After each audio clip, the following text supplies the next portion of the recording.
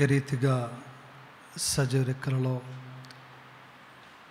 నిలవబెట్టినందుకు ఆరోగ్యంతో ఎటువంటి ఆటంకాలు కలగకుండా దేవుడు నన్ను నిలవబెట్టినందుకు దేవుని వందనాలు చెల్లిస్తూ ఉంటున్నాను. మత్తయి సువార్త 6వ అధ్యాయము 6వ వచన భాగాన్ని మనము చదువుకుందాం. నీవు ప్రార్థన చేయనప్పుడు నీ గదిలోనికి వెళ్ళి తలుపు వేసి రహస్యమందున్న నీ తండ్రికి ప్రార్థన చేయము. అప్పుడు రహస్యమందు చూచి నీ తండ్రి నీకు ప్రతిఫలము ఇచ్చును. చిన్న ప్రార్థన చేసుకుందాం. ప్రభువా, మీ వందనాలు చెల్లిస్తుంటున్నాం. ప్రార్థన ద్వారా నాయన ప్రభా మీ యొక్క సన్నిధిని ప్రసన్నతను కోరుకొనుచుండగా నాయన ప్రభా ఆ రీతిగా మమ్మల్ని అందరినీ నింపమని ప్రార్థిస్తుంటున్నాం. వినే చెవులను, గ్రహించే హృదయమును, ఆచరణలో పెట్టే మనస్సును కనువిప్పును మాకు అనుగ్రహించమని యేసు నామమున అడుగుచున్నాము తండ్రి, ఆమేన్. మత్తయి సువార్త 6వ అధ్యాయము 5 నుంచి 8 వచనాలు మనం చదువుకున్నాం. ఈ చదువుకున్నటువంటి వచనములలో 6వ వచన భాగము, 5వ వచన భాగము ప్రార్థన చేయనప్పుడు మనము ఎలాగా ఉండకూడదో 5వ వచనము మనకి సెలవిస్తుంది. 6వ వచనము ప్రార్థన మనము ఏ రీతిగా చేయాలో దేవుడు, ఇది ఒక ఆజ్ఞ దేవుడు మనకి ఇస్తూ ఉన్నాడు. ఇది వ్యక్తిగతమైనటువంటి ప్రార్థన.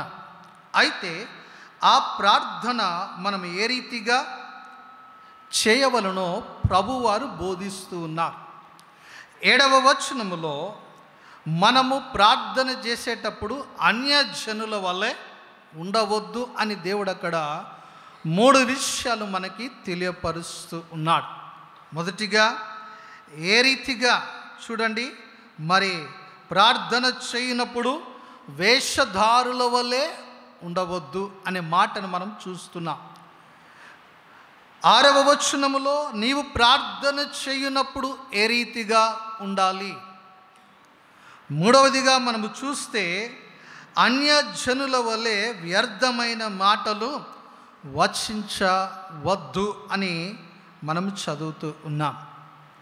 ప్రార్థన అనగా దేవునితో మాట్లాడుట. దేవుని బిడ్డలారా, ప్రార్థన ద్వారా దేవుని యొక్క మనస్సును మనము గ్రహిస్తాం. ప్రార్థన ద్వారా దేవునితో మనం ఏం చేస్తాం? సహవాసం చేస్తాం.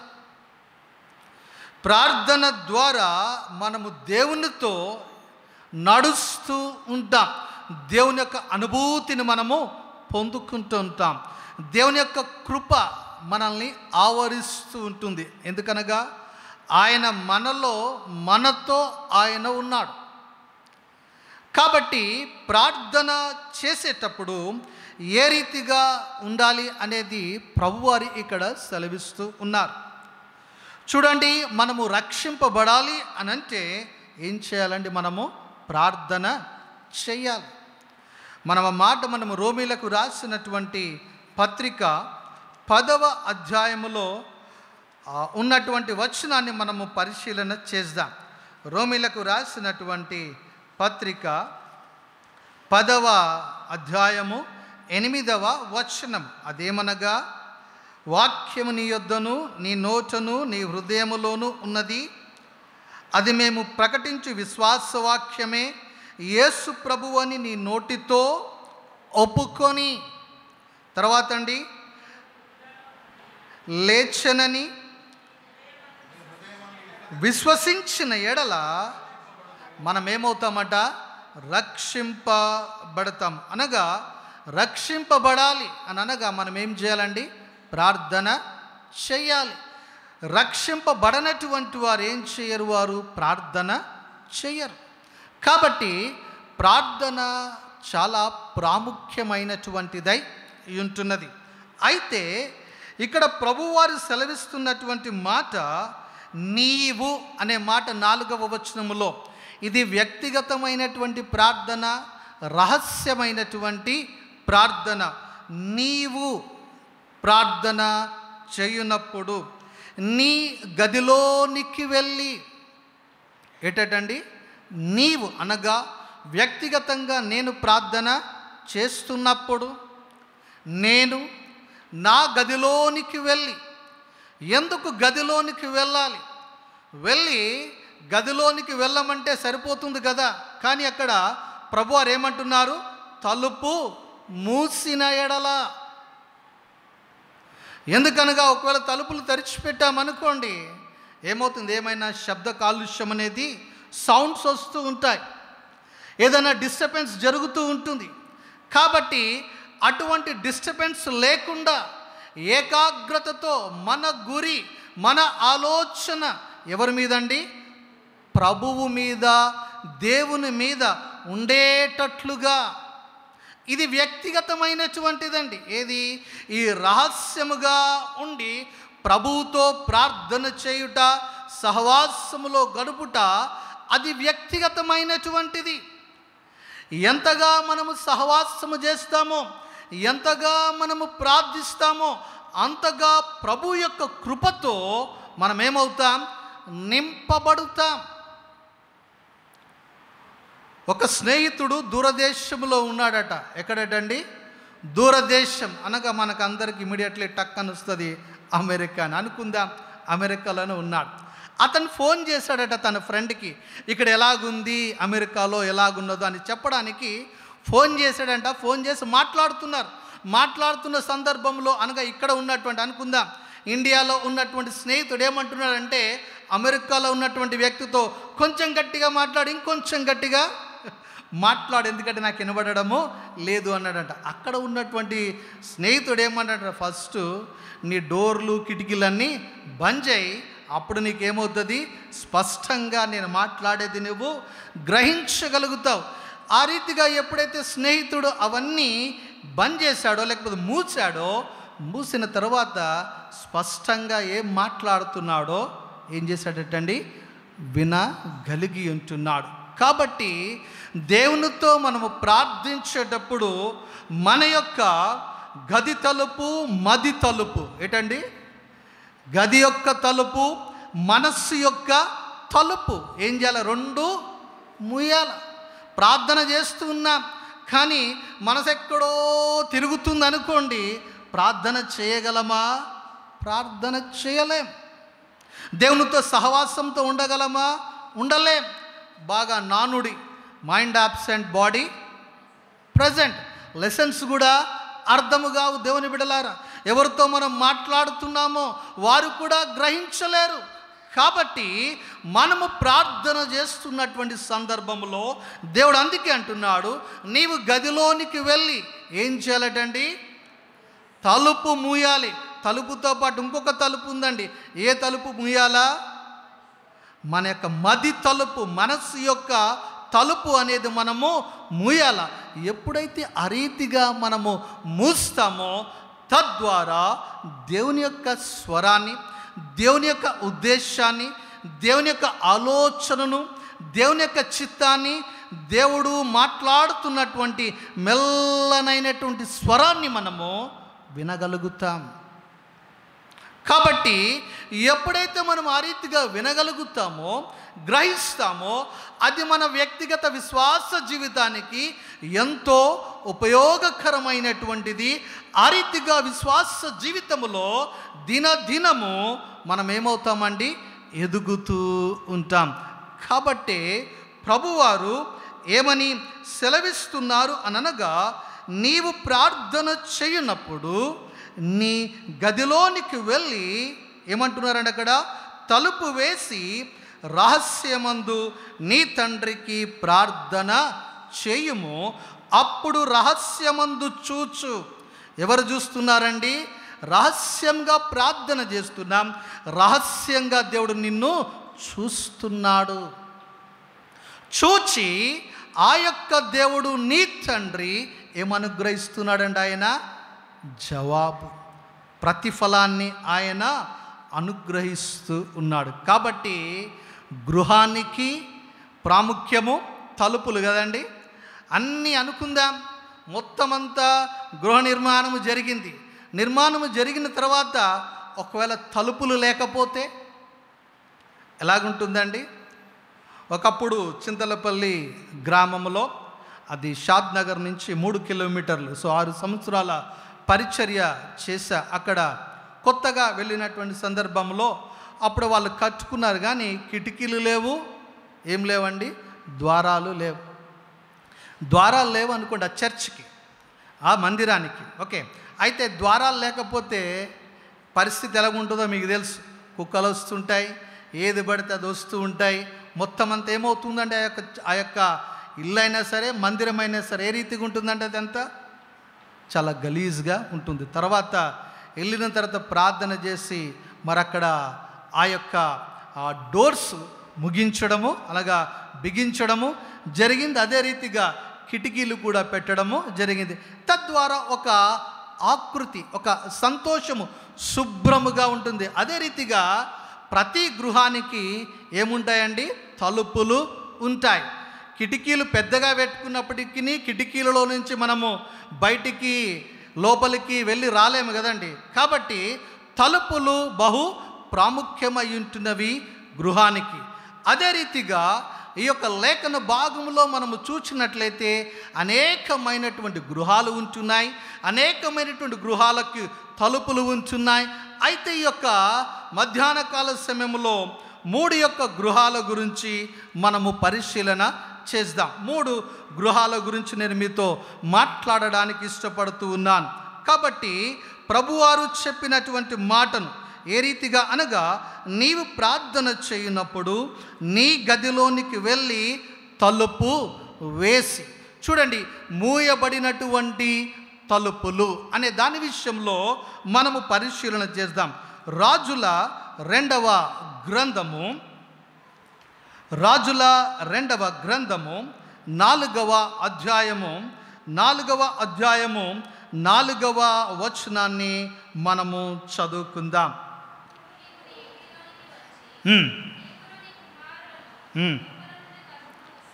అప్పుడు నీవును నీ ఇంటిలోనికి వచ్చి నీవును నీ కుమారులను లోపల నుండి ఏం చేయాలటండి? తలుపు మూసి. ఏం చేయాలటండి? తలుపు మూసి తర్వాత అండి, ఆ పాత్రలన్నిటిలో నూనె పోసి నిండినవి ఒక తట్టున ఉంచుమని ఆమెతో సెలవీయగా.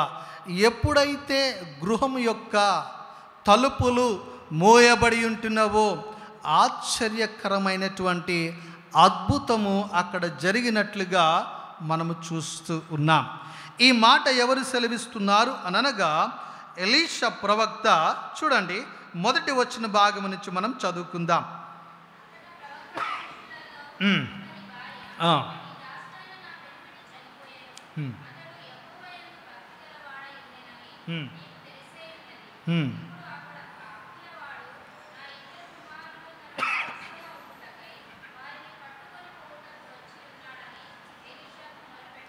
చాలండి, ఇక్కడ మనం చూస్తున్నాం ప్రవక్త చనిపోయాడు.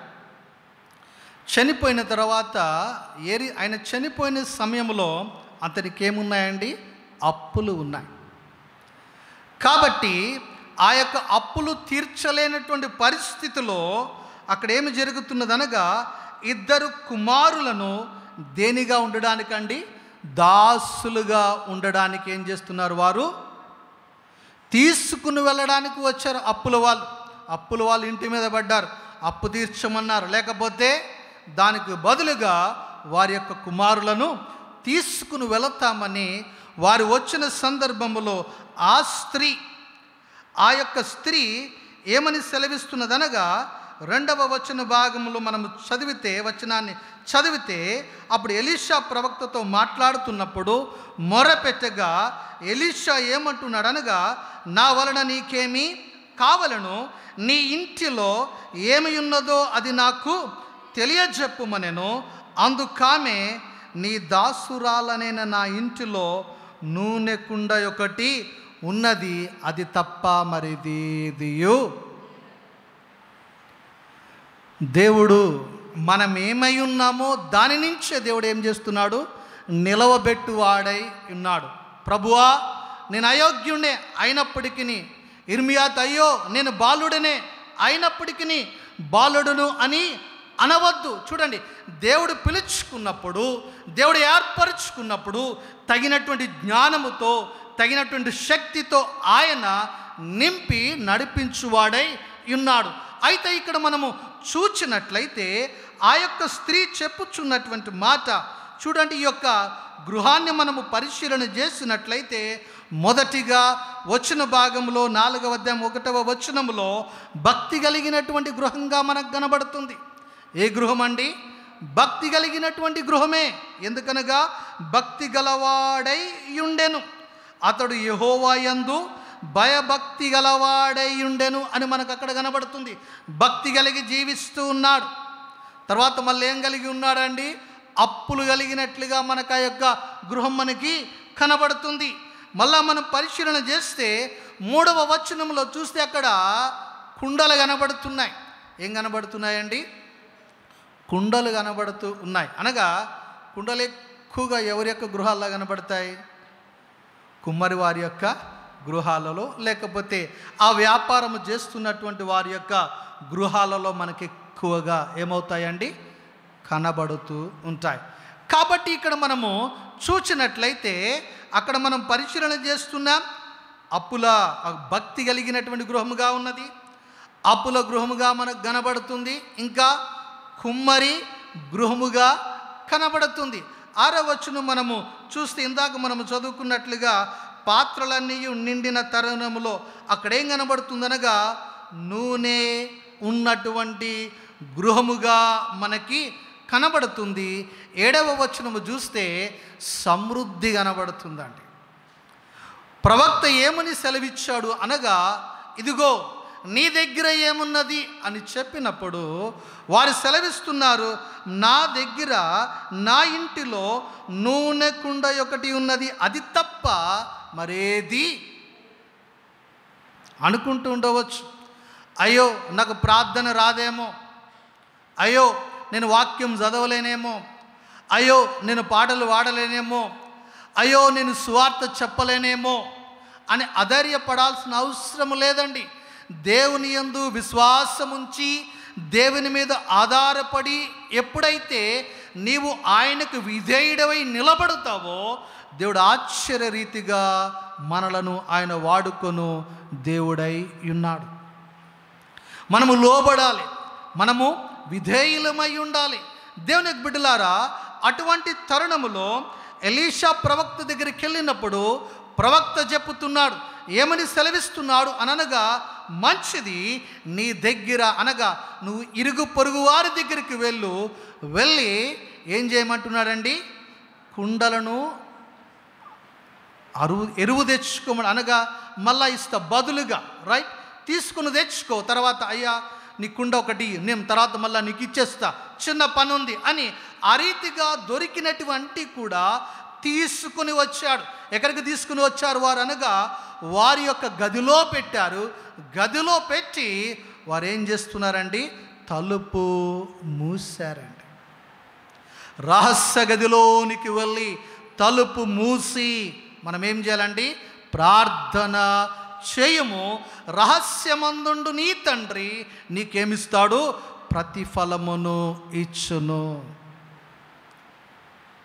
వారు తలుపు మూసారు, ప్రార్థన చేస్తున్నారు.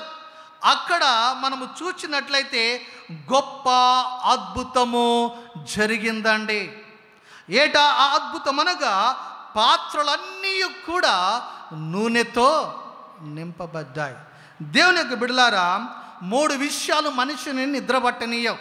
ఒకటేటట అప్పులు, రెండోది తప్పులు లేక పాపాలు, మూడవదిగా నొప్పులు. ఏంటండి? అప్పులు, తర్వాత అండి తప్పులు, మూడవదిగా నొప్పులు. ఒకవేళ బాడీ పెయిన్స్ ఉన్నాయనుకోండి, బాగా ఏం చేస్తాం? నిద్ర వస్తుందా అండి?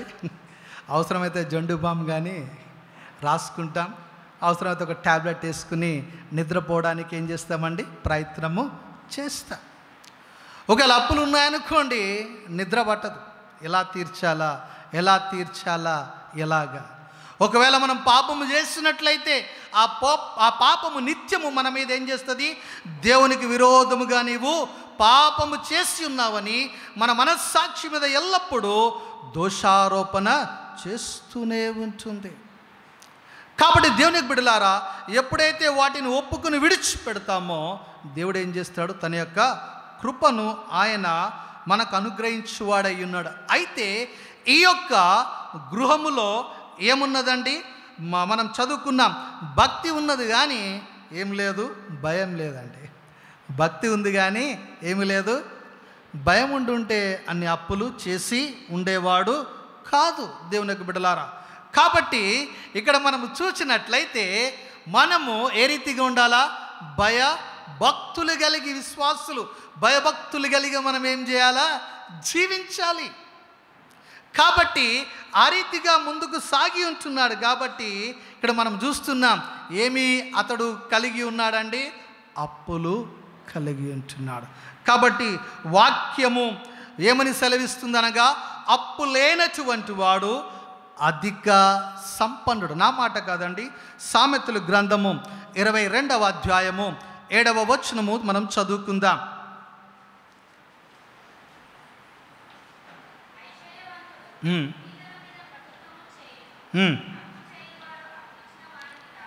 అప్పు చేయవాడు ఏటండి, అప్పిచ్చిన వానికి ఏమవుతాడట, దాసుడవుతాడు. ఒక నానుడి ఉంది, అప్పు లేనటువంటి వాడు. మనం చదువుకున్నాం కదండి సామెతలు, లోకములో నానుడి ఏమిటట, అప్పు లేనటువంటి వాడు అధిక సంపన్నుడు. దేవునికి బిడ్డలారా, కాబట్టి విశ్వాస జీవితంలో మనము భయభక్తులతో మనం ఏం చేయాలి, ముందుకు సాగవలసినటువంటి వారమన్నాం.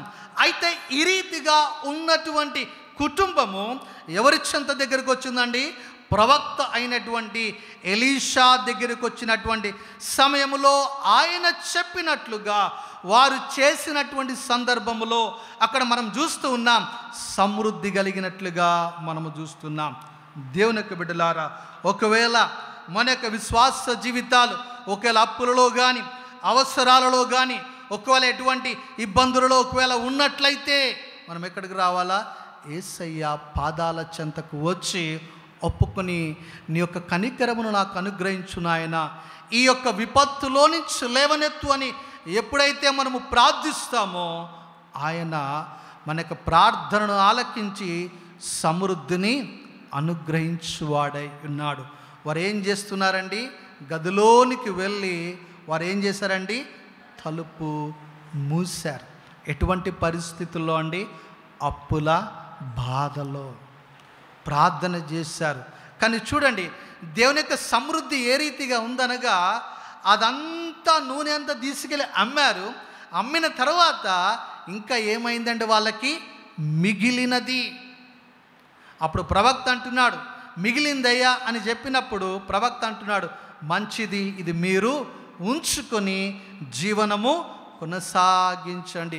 దేవుని యొక్క దీవెన, దేవుని యొక్క సమృద్ధి మనం లేఖన భాగంలో మనము చూచినట్లయితే చూడండి, మార్కు సువార్త 8వ అధ్యాయము 19వ వచనములో మనం చదివితే అక్కడ 5,000 మందికి ఆహారము పెట్టినప్పుడు పంచిపెట్టినటువంటి సందర్భంలో ఎన్ని గంపలు మిగిలినాయి అండి, 12 గంపలు సమృద్ధి.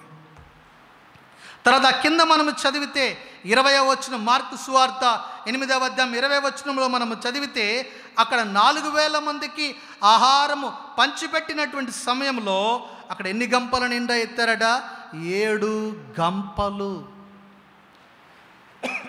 కాబట్టి మన దేవుడు సమృద్ధిని అనుగ్రహించగలిగినటువంటి దేవుడు. కాబట్టి మనం ఎదుర్కొంటున్నటువంటి ప్రతి విషయము, ప్రతిదీ కూడా వ్యక్తిగతముగా, కుటుంబముగా మనము ఆయన వైపు చూచి ప్రార్థించవలసినటువంటి వారమై ఉంటున్నాం. కాబట్టి మొదటి గృహం ఏ గృహం అండి, ఇక్కడ మనం చూసినట్లయితే ఏ గృహంగా మనం చూస్తున్నాం, మూయబడినటువంటి, అనగా ఏ పట్టణంలో మనం చదువుతున్నామండి, ఇక్కడ అక్కడ చూచినాడు దాసుడు అనగా ఎలీషా మరి దగ్గర పని చేస్తున్నటువంటి ఒక దాసునిగా మనం చూస్తున్నాం. రెండవది మనం పరిశీలన చేద్దాం. అదే గ్రంథములో మరి 4వ అధ్యాయము 33వ వచనాన్ని మనం చదువుకుందాం. 4వ అధ్యాయము 33వ వచనం మనం చదువుకుందాం.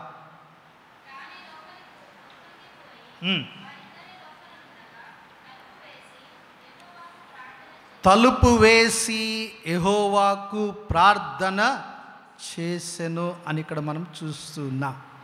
మనకందరికీ తెలిసినటువంటి లేఖన భాగమే ఈ వచనం. మనకందరికీ అధ్యాయము చాలాసార్లు అనేక పర్యాయాలు మనము విన్నాం దేవుని యొక్క బిడ్డలారా. అయితే ఇక్కడ మనము చూసినట్లయితే షునేము పట్టణమందు కదండి, అక్కడ ఒక స్త్రీ, ఏ స్త్రీ అట, ఆమె గనురాలు అని అక్కడ వ్రాయబడ్డది. ఏమని వ్రాయబడ్డదండి? గనురాలైన ఒక స్త్రీ భోజనమునకు రమ్మని ఎవరిని బలవంతం చేస్తుందండి? ప్రవక్త ఎలీషా ప్రవక్తను ఏం చేస్తుంది? బలవంతం. అనుకుందాం అదే స్త్రీ మన పట్టణంలో ఉంది అనుకుందాం, మన ఖానాపూర్ గ్రామంలోనే. మన ఆలోచనలు ఎట్లుంటాయండి? అటువంటి స్త్రీయే ఒకవేళ ఖానాపూర్లో ఉందనుకోండి, మన ఆలోచన అదేంది, ఊకనే పిలుస్తూ ఉన్నారు కదండి, ఆమె పెద్ద గొప్పగా అనుకుంటుందా, ఉన్నదని చూపించుకోవడానికి పిలుస్తున్నదా కదండి, రకరకాలుగా ఆలోచనలు వస్తూ ఉంటాయి. చూడండి, దేవుని యందు భయభక్తులు కలిగి జీవిస్తున్నటువంటి వారి యొక్క ఆలోచనలు ఎలాగుంటాయి అనగా, సేవకుడు దైవజనుడు మా యొక్క గృహానికి వచ్చుట ఆశీర్వాదము అని తలస్తారు చాలామంది. సేవకుడు దైవజనుడు మా యొక్క గృహానులో కాలు పెట్టుట, లేక భోజనము చేయుట, వారికి ఆతిథ్యమిచ్చుట, ఇదంతా విశ్వాసుల యొక్క ప్రేమ. ఎవరిని బట్టి? దేవునిని బట్టి ప్రేమ అండది. కొందరు అనుకుంటూ ఉంటారు, అయ్యో మేము ఇంత మంచిగా బ్రతుకుతున్నామే, జీవిస్తున్నామే, ఇదిగో ఈ యొక్క మ్యారేజ్ డే కానీ, లేక ఈ యొక్క బర్త్డే కానీ, లేకపోతే ఈ యొక్క యానివర్సరీలు కానీ చేసుకుంటున్నామే, ఈ సంతోషాన్ని, ఈ ఆనందాన్ని దైవజనులతో పంచుకోవాలి అని ఆశ కలిగినటువంటి వారు చాలామంది ఉంటారు. దేవుని యొక్క బిడ్డలారా, ప్రతిదీ దేవుడు ఏం చేస్తున్నాడు? చూస్తూ ఉన్నాడు. ఆ రీతిగా అనేకులు పిలుస్తూ ఉంటారు, ఆ రీతిగా ఆదరిస్తూ ఉంటారు. వారి యొక్క ప్రేమను వారు ఏం చేస్తుంటారండి? వ్యక్తపరుస్తూ ఉంటారు. అటువంటి గనురాలైనటువంటి స్త్రీ. కొందరు ఆలోచన పిలుచుకునేదేదో వారి వైపు తిప్పుకుంటున్నారు. ఇది ఇంకొక కోణం కదండి. పిలుచుకొని వారి వైపు తిప్పుకుంటూ ఒక రకమైనటువంటి లోకానుసారమైనటువంటి ఆలోచనలు. కానీ ఈ స్త్రీ చూడండి, గనురాలు, సాక్ష్యము. గనురాలు అనే మాట, గనుడు అనేది తక్కువగా కనబడుతూ ఉంటుంది లేఖన భాగంలో. చూడండి, ఇక్కడ గనురాలు, ఏ రీతిగా ఆమె గనురాలు అని ఒకవేళ మనము పరిశీలన చేస్తే 8వ వచనంలో మనము చదువుకుందాం. ఆతిథ్యమిచ్చుటలో, దేని విషయంలోనండి? ఆతిథ్యము ఇచ్చుటలో గనురాలు ఆమె.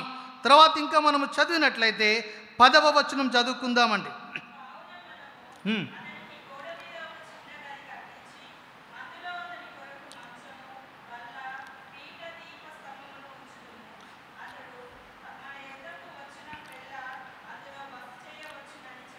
చాలండి, ప్రేమ అండి. ఏం చేస్తుంది ఆమె?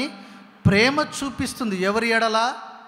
దైవజనుడి ఎడల ఆతిథ్యమిస్తున్నది, ప్రేమ చూపిస్తున్న గనురాలు. దేని విషయంలో ఏమి గనురాలు అని ఒకవేళ మనం పరిశీలన చేస్తే, ఆతిథ్యం ఇచ్చుటలో, ప్రేమను చూపించుటలో. ప్రేమ ఏ రీతిగా వ్యక్తపరుస్తాం? దైవజనుడు వస్తున్నాడు, భక్తి కలిగినటువంటి దైవజనుడు. అతడు ఇక్కడ బస చేయాలి. అనగా బస చేయాలంటే ఏం చేయాలి? ఒక గృహాన్ని నిర్మించాలి, ఒక గదిని ఏర్పాటు చేయాలి. ఆ గదిలో సేవకునికి కావలసినటువంటివి సమకూర్చాలి. ప్రేమ అండి, దేవుని పట్ల ఉన్నటువంటి ప్రేమ. మూడవదిగా మనము చూచినట్లయితే 13వ వచనంలో చదివితే అక్కడ శ్రద్ధ చూపుటలో ఏం కలిగి ఉందండి? అక్కడ అతడు నీవి ఇంత శ్రద్ధ భక్తులు కదండి, ఏమి చూపిస్తుంది? శ్రద్ధ చూపిస్తుంది, భక్తి కలిగి ఉన్నది, గనురాలు. అయితే దేవుని బిడ్డలారా, నేను త్వరగా ముగించడానికి ఇష్టపడతాను. దేవుని యొక్క బిడ్డలారా దయచేసి గమనించండి. అయితే ఆమె విశ్వాస విషయంలో 4వ అధ్యాయం 26వ వచన భాగంలో చూస్తే విశ్వాస విషయంలో ఆమె గనురాలుగా ఉన్నది. 8వ అధ్యాయం 1వ వచనంలో మనం ఒకవేళ చదివినట్లయితే విధేయత, అనగా 7 సంవత్సరాలు కరువు రాకపోతుంది కాబట్టి నువ్వు ఫిలిస్తియా దేశానికి వెళ్ళి అక్కడ నివసించు అని చెప్పినప్పుడు విధేయతతో ఆ దేశానికి ఆమె వెళ్ళి ఉంటున్నది. 6వ వచనం, మనం 8వ అధ్యాయం 6వ వచనం ఒకవేళ మనము చదివినట్లయితే అక్కడ మనకు ఒక విషయం కనబడుతుంది. తిరిగి ఆమె కోల్పోయినదంతా తిరిగి పొందుకున్నట్లుగా మనకి కనబడుతుంది. ఈ రీతిగా ఆమె గనురాలు. అయితే ఒక లోటు, కాబట్టి ఆ లోటు తీర్చాలి అని చెప్పి సేవకుడిని ఆశ్రయించలేదండి. ఏంటండి? ఇదిగో నాకు పిల్లలు లేరే, నాకు పిల్లలు కలగాలి కాబట్టి సేవకుని ఈ రీతిగా ఆదరిస్తే నాకు పిల్లలు కలుగుతారు అని ఆమె ఒక బిజినెస్గా ప్రేమ చూపించలేదండి, ఆశించి ప్రేమ చూపించలేదు. ఎలీషా ప్రవక్త అడుగుతున్నాడు, ఏటి గెహాజీ తెలుసుకో, ఆమెకున్నటువంటి యొక్క బాధ ఏమిటిది? రాజుతో ఏమన్నా కలవాలని ఆశపడుతుందా? రాజు యొక్క అపాయింట్మెంట్ ఇప్పేయమంటావా? లేకపోతే సైన్యాధిపతి యొక్క అపాయింట్మెంట్ ఇప్పేయమంటావా అన్నప్పుడు లేదండి, ఆమెకేమీ అవసరము లేదు. గెహాజీ గుర్తెరిగి, ఇదిగోండి ఒకటి కొదువు ఉంది, ఆమెకి కుమారుడు లేడు. నెక్స్ట్ ప్రవక్త అంటున్నాడు, నెక్స్ట్ ఇయర్ కల్లా నువ్వేమవుతావు? కుమారుణ్ణి కంటావు. దేవుని బిడ్డలారా, అయితే కుమారుడు చనిపోయినటువంటి సందర్భంలో ఇక్కడ 33వ వచన భాగంలో చూచినట్లయితే చూడండి, అక్కడ ఎలీషా ప్రవక్త ఏం చేస్తున్నాడు అనగా తానే లోపలికి పోయి, అంతకంటే ముందు ఒక వ్యక్తి వెళ్ళారు. ఎవరు వెళ్ళారండి? గెహాజీ అనే శిష్యుడు వెళ్ళాడు. 31వ వచనం చదువుదాం, కొంచెం మనకి ఇంకొంచెం బాగా అర్థం కావడానికి.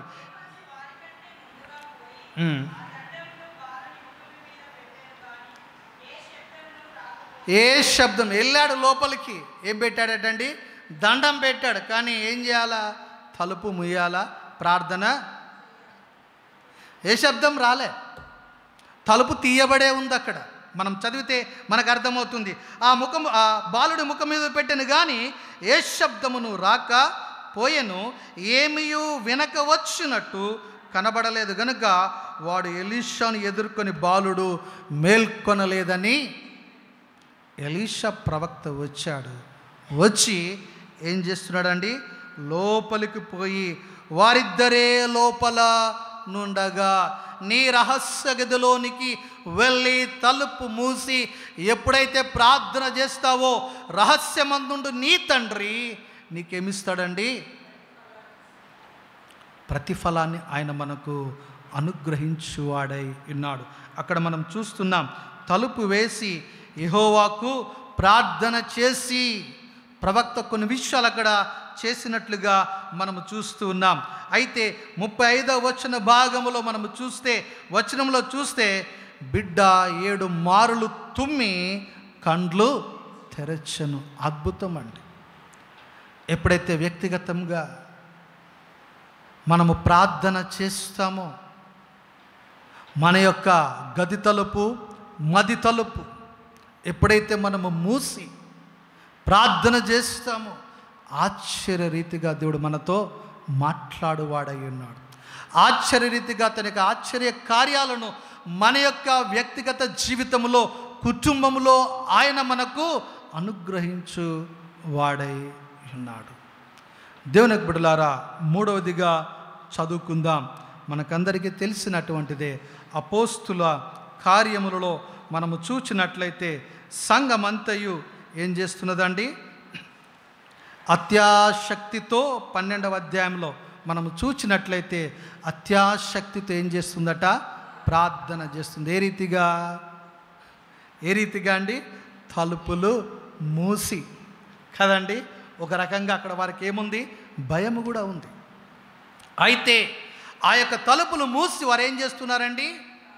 ప్రార్థన చేస్తే. ఎందుకనగా పౌలు క్షమించండి, అక్కడ పేతురు గారు వచ్చారు. 12వ వచనంలో చివరిగా మనం చూస్తే తలవాకిట తలుపు తట్టుచుండగా పేతురు గారు వచ్చి ఏం చేస్తున్నారండి? వీరు లోపల ఉండి ప్రార్థన చేస్తున్నారు. గొప్ప అద్భుతాలు అక్కడ జరిగాయి. రహస్యమందు వారు తలుపులు మూసుకుని సంఘమంతయు ఏకాత్మతో ఒకటే గురి, ఒకటే ఆలోచన, ప్రభువా ఇదిగో నీ యొక్క సేవకుడు ఏం చేస్తున్నాడు? చెరసాలలో వారు బంధింపబడి ఉంటున్నారు, ప్రార్థన చేస్తున్నారు.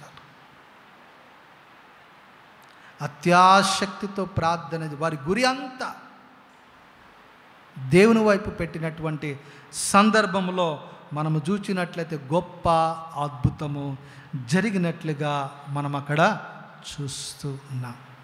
దేవుని యొక్క బిడ్డలారా, మత్తయి సువార్త 6వ అధ్యాయము 6వ వచనంలో మనం చదువుకున్నట్లుగా ప్రార్థన శక్తి కలిగినటువంటిది.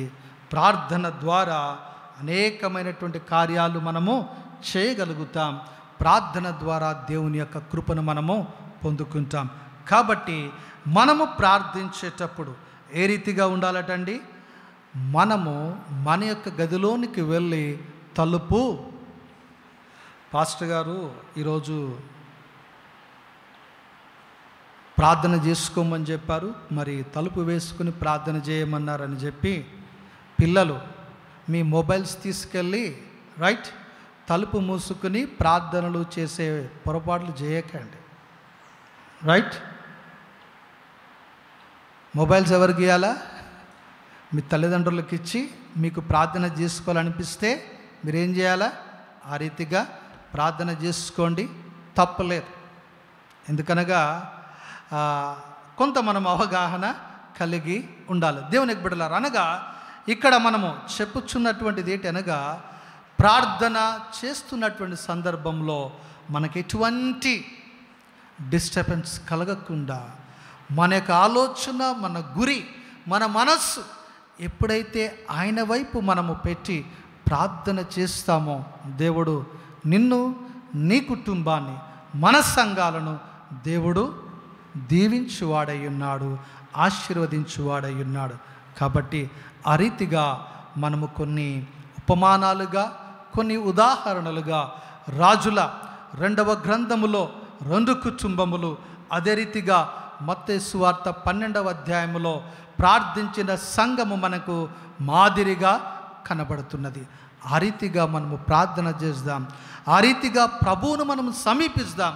అట్టి దీవెనలతో నింపబడి ఆయన సాక్షిగా ఈ లోకంలో ముందుకు సాగుతూ ఆయన్ను మనం స్తుతిస్తాం.